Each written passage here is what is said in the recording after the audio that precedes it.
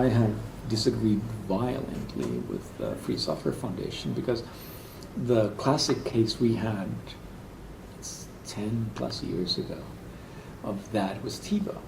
They tried to do the same thing. They failed at it. They didn't lock it down quite well enough, but they basically tried very hard enough to make it inconvenient to change things around.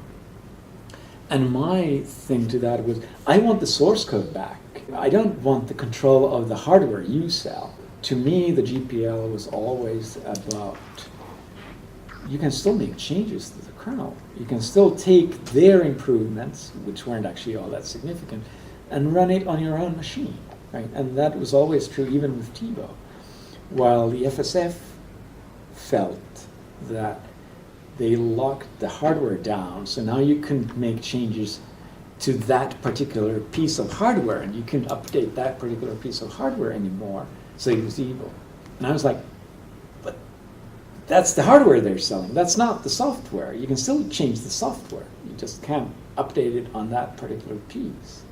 So this is a fairly fundamental disagreement, and it's the fundamental disagreement that caused the whole GPL version 3 split, which was saying, we disagree so fundamentally on this that I can never use GPL v3 because the way you wrote the GPL v3 was explicitly to stop this thing that I thought was okay, and was in fact part of the whole contract with people that you can use Linux any way you want. If any way you want includes saying, you can't change it on this machine, that's fine. I mean, an extreme case of not changing it on this machine is actually burning it on a ROM and just making it physically impossible to change. And I'm okay with that too. And surprisingly, the FSF is actually also okay with that. The FSF's position is that if nobody can change it, it's okay, right? But if somebody can change it, then everybody has to be able to change it. To me, that whole standpoint made no sense at all, and I actually think they're clinically insane, some of those people.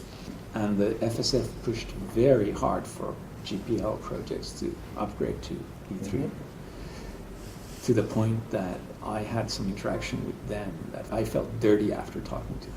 I felt like, wow, these guys are pushing drugs. License choice is, to me, something very important and sacred. And I personally think the version 3 changes were bad, but that's my personal choice, and my software doesn't use v3. But if somebody else uses v3, that's their choice, and they are the person who should make that choice. And once you do make the choice, and you think that I want my software to not be used in a situation where it gets locked down, then you should take people to court if they actually violate your license. I'm not disagreeing with the version 3 changes in that respect. I'm saying it's a choice, and it's a choice I choose not to make because I have fundamentally different opinions of how things should be done. But it's a choice that I don't dispute other people can make for their projects. I'm perfectly fine with the version 3. I think it's a stupid license.